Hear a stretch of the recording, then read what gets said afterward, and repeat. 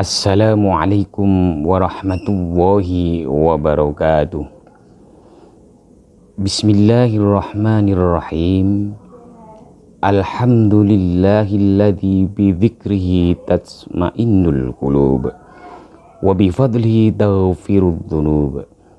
Allahumma shalli wa sallim ala sayyidina Muhammadin wa ala alihi wa sahbihi wa man tabi'ahum bi ihsanin ila yaumil mab'us. Amma ba'd. Para pemirsa, sedulur-sedulur semuanya yang kami banggakan dan yang kami hormati.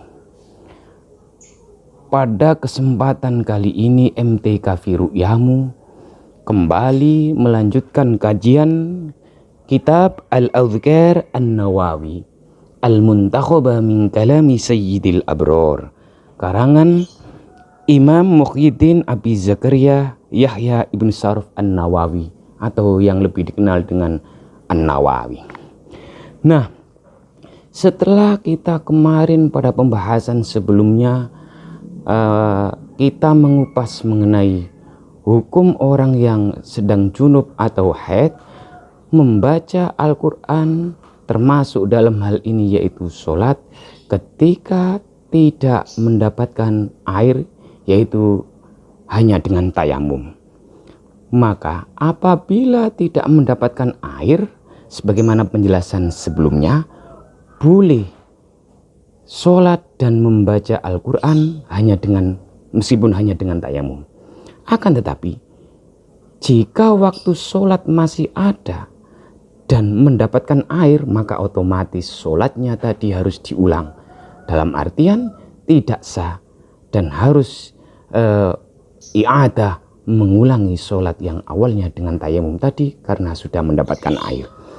Nah, pada pembahasan kali ini, bagaimana jika orang yang junub dan haid itu di samping tidak mendapatkan air, juga tidak ada debu yang dipakai untuk bertayamum?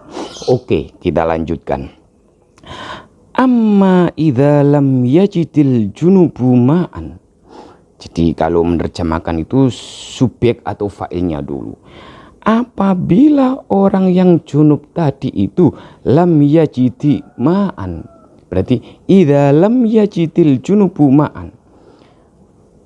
Apabila orang yang junub tadi tidak mendapatkan air atau tidak mempunyai air atau tidak menemukan air, wala turoban, dan juga tidak mendapatkan atau menemukan debu, dalam arti debu yang digunakan untuk tayamum, fa innahu yusolliya li hurmatil waktu, maka tetap wajib sholat bagi orang yang sedang haid dan datang bulan tadi, yang tidak mendapatkan air dan tidak mendapatkan debu, tetap wajib sholat, tapi sholatnya dalam rangka lihurmatil wakti ala hasbi hali, dengan kondisi yang memungkinkan untuk dalam rangka sebatas menghormati waktu sholat. Implikasi daripada sholat lihurmatil wakti ini berarti nanti ada hukum qadha sholat. Artinya apa? Jika setelah sholat yang hanya lihurmatil wakti, tayamum ora, mandi ora tadi, kok ternyata beberapa saat kemudian mendapatkan air, maka orang tersebut harus mengqadha sholat yang awalnya hanya berstatus lihurmatil waktu. Ingat, suatu saat kita juga harus menjelaskan status sholat itu ada niku ya on the time, jadi on the time ya, tepat waktu. As-sholatu ala waktiya ini. Jadi ala di situ bermakna fi, atau bermakna ala, bermakna fi, selama apa? Tepat pada waktunya. Itu ada. Atau yang kedua, i'adah, mengulang. Terus mengulang itu ya selama waktunya masih ada ya. Nah, mengulang di sini ada yang bermanfaat untuk dirinya sendiri dan ada yang bermanfaat untuk orang lain.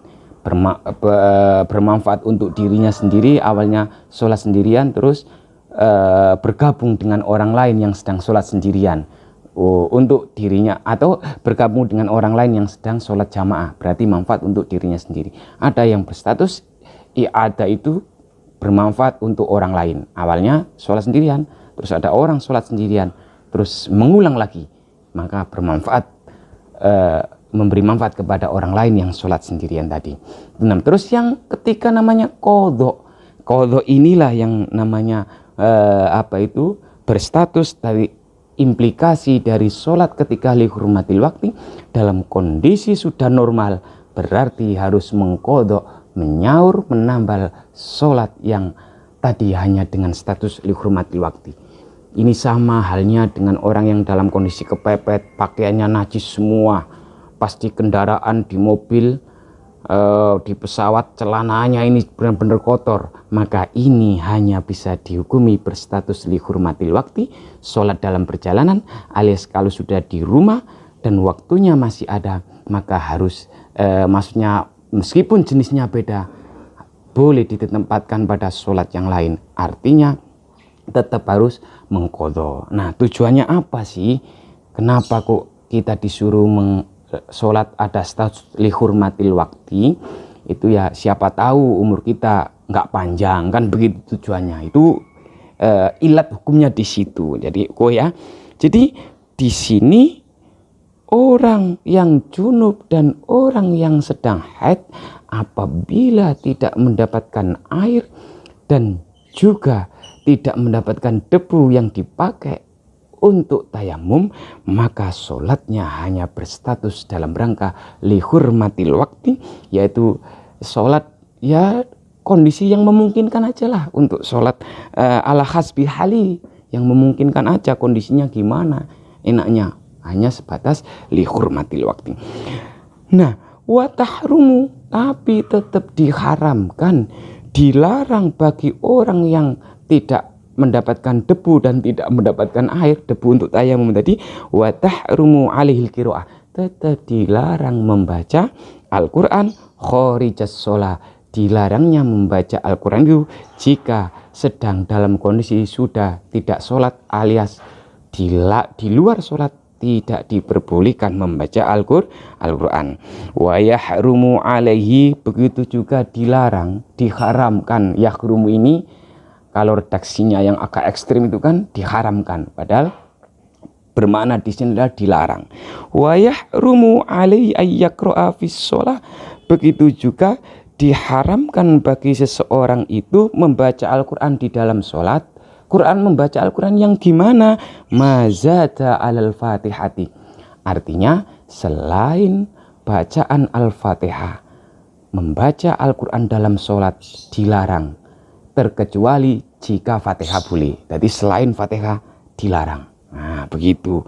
Terus berarti statusnya Fatihah di mana, kan begitu? Wa hal tahrumu alil Fatihah, apakah membaca Fatihah juga dilarang atau diharamkan? Fihi wajhani. Ada dua pendapat. Di sini pendapat di sini bukan pendapatan. Karena beda pendapat kadang juga belum tentu beda pendapatan. Nah, yang namanya fikih itu mesti fihi kaulani, nggak ada satu pendapat, minimal mesti dua pendapat. Fihi wajhani, ada dua pendapat. Yang pertama, asokhu mala tahrumu, tidak dilarang membaca Fatihah, bal tajib, bahkan wajib. Nah, karena kita ingat Al-Fatihah itu adalah rukun sholat, tidak sah seseorang yang sholat tanpa membaca bi ummil kitab atau bi ummil Quran, membaca Al-Fatihah ummul kitab tadi. Fa innas sholata, nah ini fa innas sholata, karena sesungguhnya sholat la tasihu, tidak sah illa biha, sholat itu tidak sah jika tanpa membaca Fatihah. Makanya pendapat yang pertama, ulama pendapat yang pertama ini mengatakan tidak dilarang, bahkan wajib membaca Fatihah. Wa kama jazatis shalah liddarurah tajuzul qiraah, sebagaimana sholat dalam kondisi darurat, ya seperti tadi pakaian kotor, nggak ada air kan, pakaian kotor nggak ada air, terus termasuk di sini juga nggak ada debu. Dalam konteks darurat di sini berarti pakaiannya najis, atau orang yang sedang dalam kondisi di rumah sakit, banyak air kencing yang menempel di pakaian-pakaiannya ini, wong itu aja diperbolehkan sholat, maka otomatis tajuzul kiroah, membaca Al-Fatihah otomatis juga boleh. Jadi membaca Al-Fatihah otomatis diperbolehkan. Termasuk di sini adalah membaca Al-Quran. Karena apa? Adanya hukum membaca Fatihah menjadi wajib karena diawali dengan bolehnya sholat. Jadi itu namanya teori syarat menurut ilmu usul fikih. Sebabnya membaca Fatihah harus boleh karena apa? Diawali dengan sebabnya boleh sholat dalam kondisi darurat. Oke. Wasani, dan yang kedua, tahrumu, dilarang membaca Al-Fatihah, bal ya'ti bil adzkar allati ya'ti biha. Tapi gantinya membaca Al-Fatihah dalam sholat yang enggak dilarang tadi, ini pendapat yang kedua. Yang pertama tadi Fatihah wajib, boleh dibaca, enggak dilarang. Yang kedua, dalam kondisi orang junub dan haid yang tidak mendapatkan air dan tidak mendapatkan debu untuk tayamum tadi, tetap wasani tahrumu bal ya'ti bil adzkar, tetap dilarang membaca Al-Quran, termasuk dalam ini dilarang membaca Al-Fatihah, tapi ya'ti biha harus diganti dengan bil adzkar, zikir-zikir yang lain. Nah, itu hanya perbedaan pendapat. Jadi kalau menurut umumnya ya dikembalikan pada pendapat yang pertama tadi, wong sholatnya boleh, masa membaca Fatihahnya sebagai rukun sholat tidak boleh. Nah, logikanya di situ. Nah, kami kira cukup. Suatu saat kita akan melanjutkan lagi kitab Al-Adhkar An-Nawawi Al-Muntakhaba min Kalami Sayyidil Abror karangan Zakaria An-Nawawi. Mudah-mudahan sedikit ini ada manfaatnya. Kurang lebihnya mohon maaf. Wa ilal liqa. Allahu yusallimukum ma'assalamah. Wabillahi taufiq wal hidayah war ridha wal inayah. Assalamualaikum warahmatullahi wabarakatuh.